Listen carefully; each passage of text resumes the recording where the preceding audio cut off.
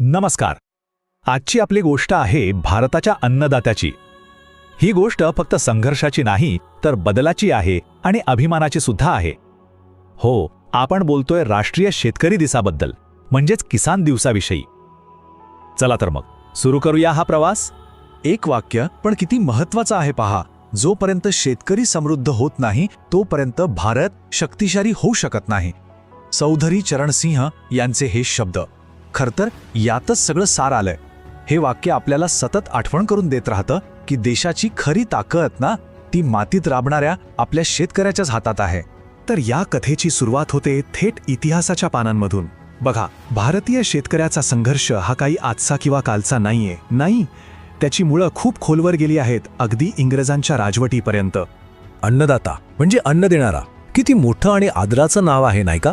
पण गंमत बघा, एका बाजूला हा एवढा मोठा आदर आणि दुसऱ्या बाजूला त्याचा इतिहास, जो फक्त आणि फक्त शोषण आणि न संपणाऱ्या संघर्षाने भरलेला आहे. आणि जर आपण स्वातंत्र्यापूर्वीच्या काळात डोकावून पाहिलं ना, तर आपल्याला दिसेल की शेतकऱ्यांचा संघर्ष हा एका साखळीसारखा होता.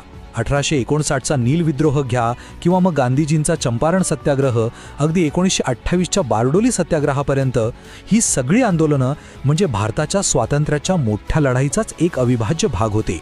आणि याच संघर्षाच्या पार्श्वभूमीवर एका नेत्याचा उदय झाला. एक असा नेता ज्याने शेतकऱ्यांच्या दबलेल्या आवाजाला थेट राष्ट्रीय पातळीवर पोचवलं, आणि ते होते चौधरी चरण सिंग. शेतकऱ्यांनी त्यांना इतकं प्रेम दिलं की ते त्यांना आपला मसीहा मानू लागले. बरं, मग हा किसान दिवस नेमका आहे तरी काय?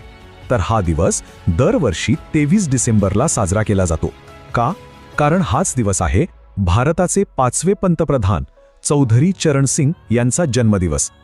आणि याची सुरुवात झाली 2001 साली, जेव्हा भारत सरकारने हा दिवस साजरा करण्याची घोषणा केली. आणि चौधरी चरण सिंग यांची गोष्टच मुळात वेगळी आहे. त्यांचा जन्मच एका शेतकरी कुटुंबात झाला. पुढे जाऊन ते स्वातंत्र्य सैनिक झाले, देशाचे पंतप्रधानही बनले.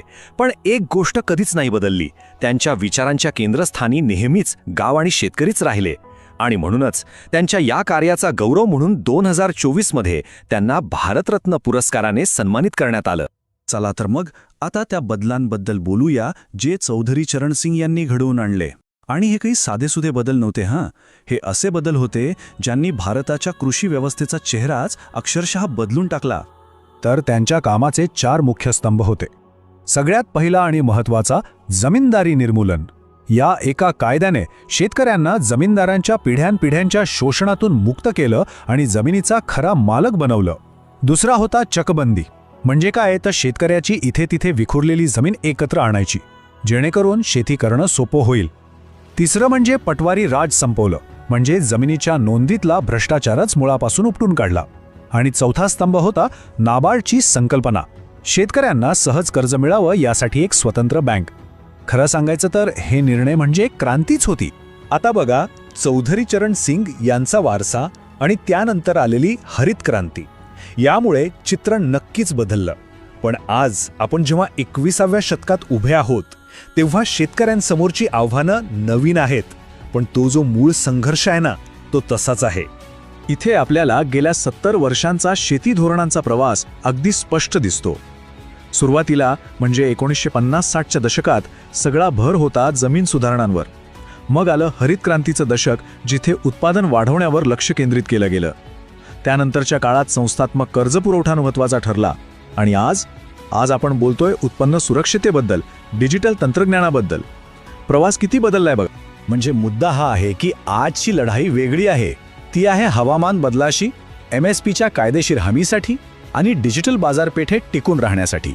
आव्हानं बदलली, पण शेतकऱ्याचा तो संघर्ष आहे ना, तो आजही सुरूच आहे.